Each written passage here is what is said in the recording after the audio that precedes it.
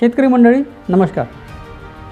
कांदा व लसूण पिकासंबंधातील काही महत्त्वाच्या घडामोडी, बातम्या तसेच शेतीविषयी माहिती घेऊन येणाऱ्या आपल्या लाडक्या कांदा व लसूण समाचारच्या या 10व्या अंकामध्ये मी डॉक्टर शैलेंद्र गाडगे, वरिष्ठ शास्त्रज्ञ, कृषी विस्तार, कांदा व लसूण संशोधन संचालनालयाच्या वतीने आपणा सर्वांचं स्वागत करतो.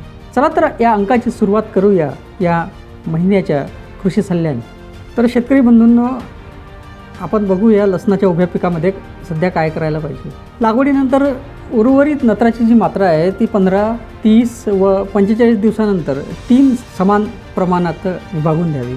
लागवडीनंतर 40 ते 60 दिवसांनी खुरपणी करावी, जेणेकरून तणांचा बंदोबस्त होईल आणि तसेच मुळाभोवती हवा पण खेळती राहील.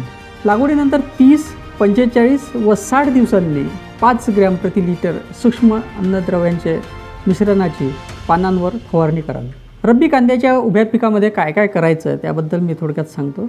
तर लागवडीनंतर नत्राचे उरलेले प्रमाण 15, 30 आणि 45 दिवसानंतर 3 समान भागांमध्ये विभागून द्या. तसेच तपकिरी आणि जांभळा करपत या रोगांच्या नियंत्रणासाठी मँकोझेब 2.5 ग्रॅम प्रति लिटर किंवा ट्रायसायक्लाझोल 1 ग्रॅम प्रति लिटर किंवा प्रोपिकोनॅझोल 1 मिली प्रति लिटर या बुरशीनाशकांची शिफारस केली जाते. तसेच थ्रिप्सचा प्रादुर्भाव जर वाढत असेल तर शेतकरी मित्रांनो, फिप्रोनिल 1 मिली प्रति लिटर किंवा कार्बोसल्फान 2 मिली प्रति लिटर 15 दिवसांच्या अंतराने आलटून पालटून फवारणी करावी.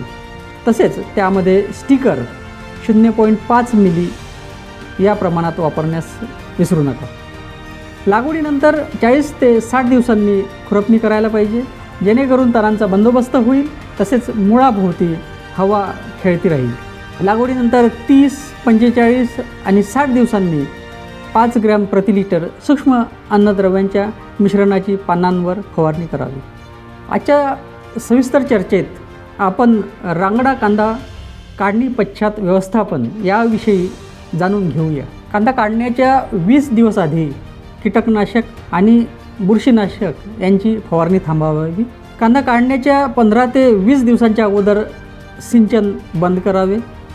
शेतकरी मंडळी, पुनर्लागवडीच्या साधारणतः 100 ते 120 दिवसांमध्ये कांदा पीक काढण्याकरिता तयार होते. तेव्हा 50% अधिक माना पडल्या तर कांदा पीक हे परिपक्वतेला आलं असं समजावं. कांदे काढणीनंतर माने सकट शेतात 3 ते 4 दिवस सुकवावेत. त्यानंतर कांद्याची प्रतवारी करून ते सावलीमध्ये 10 ते 15 दिवस सुकवावेत. सावलीतील सुकवणीमुळे कांद्यावरील पापुद्र्यातील आर्द्रता कमी होऊन उत्तम रंग येतो, तसेच त्याच्यातील साठवण क्षमता वाढते. KVK नारायणगाव यांच्या सहकार्याने SCSP प्रकल्पाअंतर्गत 80 शेतकऱ्यांना कांदा व लसूण लागवडीचे आधुनिक तंत्रज्ञान या विषयावर वरिष्ठ शास्त्रज्ञ डॉक्टर शैलेंद्र गाडगे व डॉक्टर राजीव काळे यांच्याकडून प्रशिक्षण. ICAR कांदा व लसूण संशोधन संचालनालय, कृषी व्यवसाय उद्भावन केंद्र व Maratha chamber of commerce and agriculture आणि इंडियन सोसायटी ऑफ एलियम्स यांच्या संयुक्त विद्यमाने कृषी व्यवसाय, नाविन्य, प्रोत्साहन आणि शाश्वतता या विषयावर राष्ट्रीय परिसंवाद आणि उद्योग बैठक NSIM 2023 आयोजित करण्यात आली. कांदा आणि लसूण पिकाच्या क्षेत्रात उद्योजकता आणि उद्योगाला चालना देण्यासाठी संशोधक आणि विविध उद्योजक भागधारकांना या बैठकीत एकत्र आणण्यात आले. या बैठकीला 200 पेक्षा अधिक मान्यवर उपस्थित होते.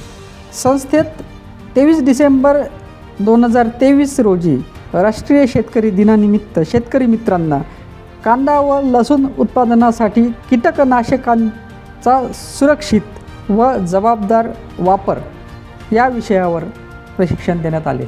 कांदा व लसूण संशोधन संचालनालयाने 5 डिसेंबर 2023 रोजी विश्व मृदा दिनानिमित्त 1 दिवसीय प्रशिक्षण कार्यक्रमाचे केले आयोजन।